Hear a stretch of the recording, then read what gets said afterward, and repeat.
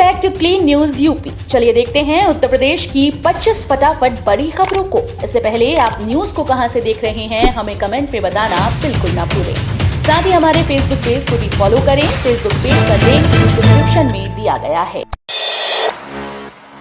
UP को शिक्षा के क्षेत्र में 3,850 करोड़ रुपए की मदद देगा विश्व बैंक।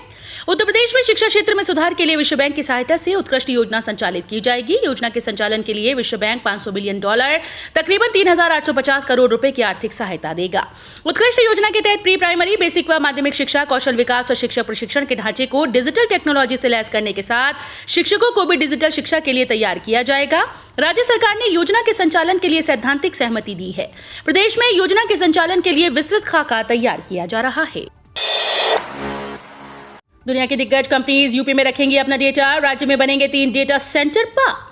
दुनिया की कई दिग्गज कंपनीज अपना डेटा उत्तर प्रदेश में सुरक्षित रखेंगी। योगी सरकार यूपी को उत्तर भारत का डेटा स्टोरेज का सबसे बड़ा केंद्र बनाने जा रही है। सरकार की योजना प्रदेश में 3 डेटा सेंटर पार्क बनाने की है। इससे बड़ी संख्या में युवाओं को रोजगार के अवसर मिलेंगे।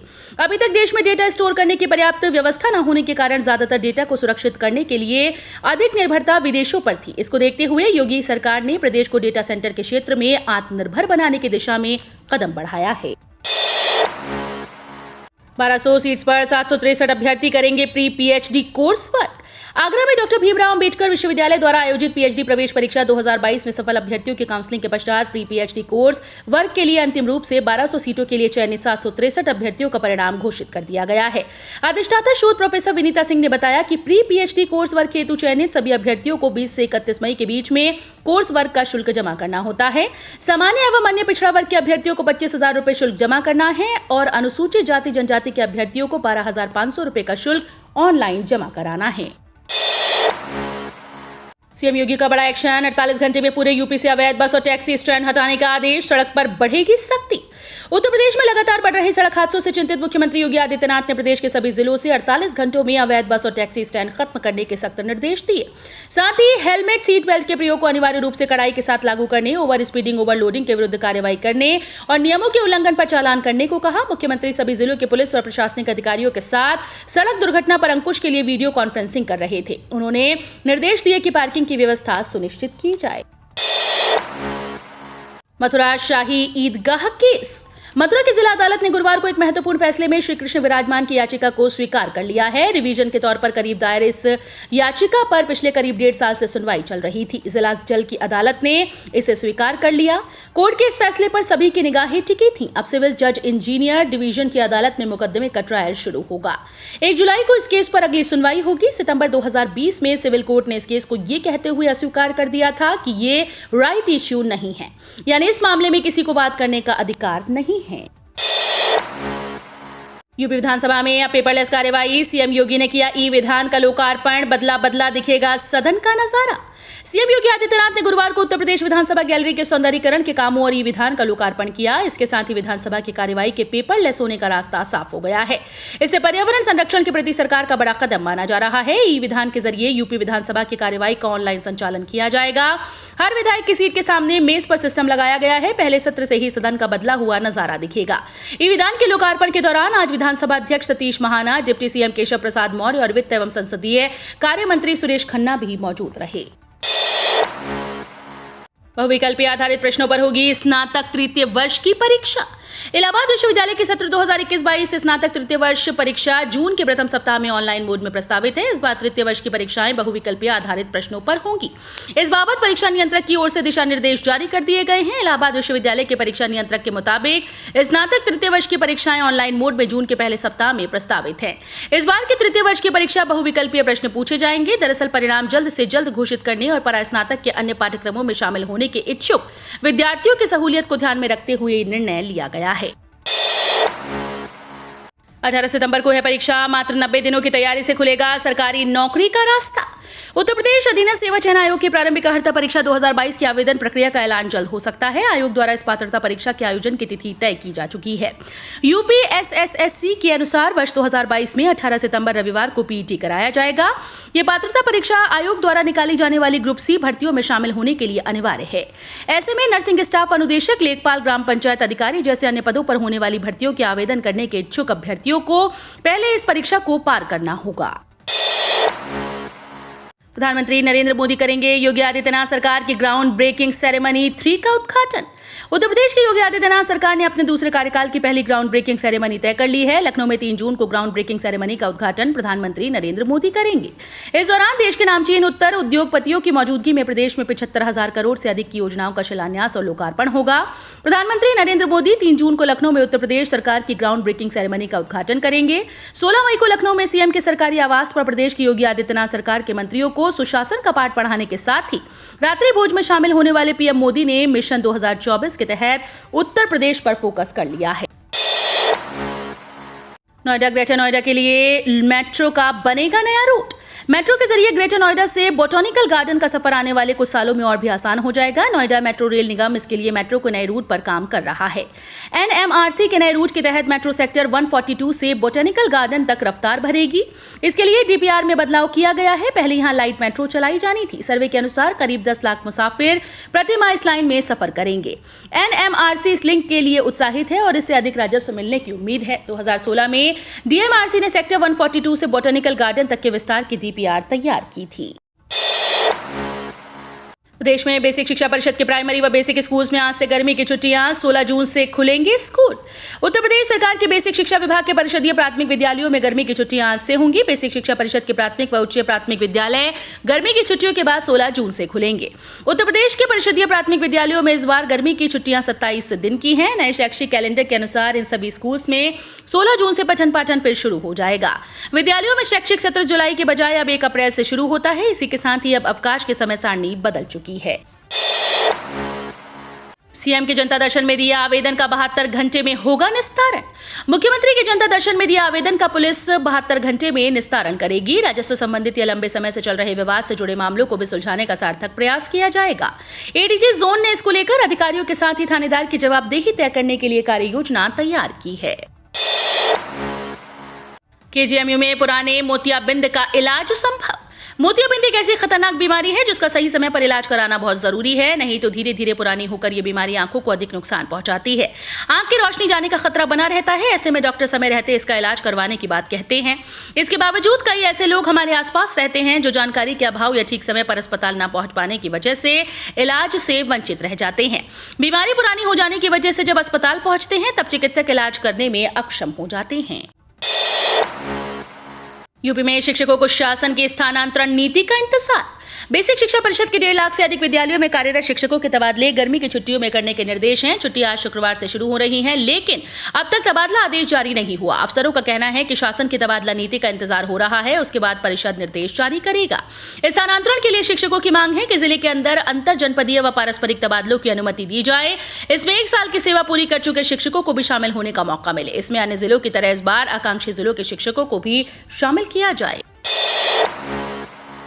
धार्मिक पर्यटन को बढ़ावा देने की तैयारी में है योगी आदित्यनाथ सरकार। प्रदेश में धार्मिक पर्यटन को बढ़ावा देने के लिए प्रयासरत योगी आदित्यनाथ सरकार एक बार नई योजना जल्द शुरू करने जा रही है। श्रद्धालुओं की सुविधा के लिए इंटीग्रेटेड टेंपल इंफॉर्मेशन सिस्टम यानी समन्वित मंदिर सूचना तंत्र विकसित किया जा रहा है, जिस पर मंदिर से जुड़ी सभी जानकारियां ऑनलाइन उपलब्ध हो सकेंगी। धर्मार्थ कार्य विभाग ने इसके लिए 1000 करोड़ रुपए का प्रस्ताव तैयार किया है। केंद्रीय कर्मचारियों की सैलरी में फिर बढ़ोतरी के आसार। लाखों केंद्रीय कर्मचारियों और पेंशनर्स के लिए खबर है। दरअसल केंद्रीय कर्मचारियों की सैलरी और पेंशन भोगियों का पेंशन एक बार फिर से बढ़ने वाला है। केंद्रीय कर्मचारियों और पेंशनर्स के महंगाई भत्ते और महंगाई राहत में एक बार फिर से 4% तक की बढ़ोतरी के आसार जताए जा रहे हैं। अगर सब कुछ ठीक रहा तो ये बढ़ोतरी अगस्त महीने से लागू हो जाएगी। All India consumer price index ने मार्च के जारी आंकड़ों में 1 अंक की बढ़ोतरी दर्ज की गई है। ऐसे में एक बार फिर से महंगाई भत्ता बढ़ना तय माना जा रहा है। संभावना जताई जा रही है कि कर्मचारियों का जुलाई अगस्त में महंगाई भत्ता महंगाई राहत में 4% तक की बढ़ोतरी हो सकती है। गेहूं का कोविड वैक्सीन वाला हाल नहीं होना चाहिए। निर्यात पर प्रतिबंध के बीच भारत ने पश्चिमी देशों को चेताया। केंद्रीय विदेश राज्य मंत्री वी मुरलीधरन ने न्यूयॉर्क में वैश्विक खाद्य सुरक्षा कॉल टू एक्शन पर उच्च स्तरीय बैठक में कहा कि कोविड वैक्सीन की तरह गेहूं की किल्लत ना हो। इससे खाद्य कीमतों में अनुचित वृद्धि के बीच जमाखोरी हो सकती है। अमेरिकी विदेश मंत्री एंटनी ब्लिंकन की अध्यक्षता में हुई इस बैठक में केंद्रीय विदेश राज्य मंत्री वी मुरलीधरन ने वैश्विक खाद्य सुरक्षा पर चिंता व्यक्त की। उन्होंने कहा कि कम आय वाले समाज आज बढ़ती लागत और खाद्यान्न तक पहुंच में कठिनाई की दोहरी चुनौतियों का सामना कर रहे हैं। सपा सांसद शफीकुर रहमान बर्क का विवादित बयान, कहा ज्ञानवापी को सील किया तो कई जाने कुर्बान जाएंगी। वाराणसी की ज्ञानवापी मस्जिद का मुद्दा इस कदर छाया हुआ है कि अब इस पर राजनीति और भड़काऊ बयानबाजी भी कम नहीं हो रही है। ज्ञानवापी मामले पर सपा अध्यक्ष अखिलेश यादव के बाद अब उनकी पार्टी के एक और नेता का इस मामले में बयान आया है। अक्सर अपने विवादित बयानों की वजह से चर्चा में रहने वाले संभल से सपा नेता शफीकुर रहमान बर्क का ज्ञानवापी मामले पर भड़काऊ बयान सामने आया। उन्होंने कहा कि ज्ञानवापी मस्जिद पर कब्जा हम बर्दाश्त नहीं करेंगे। अगर ज्ञानवापी को सील किया जाएगा तो कई जानें कुर्बान जाएंगी। ट्रस्ट और एनजीओ की समस्याओं को दूर करेगी आयकर विभाग। प्रधान मुख्य आयकर आयुक्त एवं वित्त मंत्रालय के विशेष सचिव रश्मि सक्सेना साहनी गुरुवार को वाराणसी पहुंची। नदेसर स्थित होटल ताज गैंग्स में मीडिया से बातचीत में उन्होंने कहा कि ट्रस्टों और एनजीओ को आयकर छूट में आने वाली हर समस्याओं का समाधान होगा। इस संबंध में वाराणसी में पहली बार 20 मई को एक कार्यक्रम होने जा रहा है। बताया कि पूरे देश में टैक्स पेयर की समस्याएं दूर की जाएंगी। उन्होंने माना कि असेसमेंट में कुछ एनजीओ व ट्रस्टों को डिमांड अधिक भेजा गया है, इससे उन्हें छूट की स्वीकृति नहीं मिल रही। एमएसएमई सेक्टर की 862 इकाइयों से मिलेगा 48,766 लोगों को रोजगार। यूपी में तीसरी ग्राउंड ब्रेकिंग में 3,586 करोड़ रुपए के होने वाले निवेश से सूक्ष्म लघु और मध्यम उद्यम की 865 इकाइयां लगेंगी। इससे 48,766 लोगों को रोजगार मिलेगा। यूपी सरकार उत्तर प्रदेश को एक प्रमुख अर्थव्यवस्था का केंद्र बनाने की दिशा में काम कर रही है। ग्राउंड ब्रेकिंग के 3 जून को तीसरे शिलान्यास समारोह में 75,000 करोड़ रुपए से अधिक की 1500 परियोजनाओं को शुरू करने की योजना है। इनमें से एमएसएमई क्षेत्र का योगदान लगभग 3,586 करोड़ रुपए का होगा।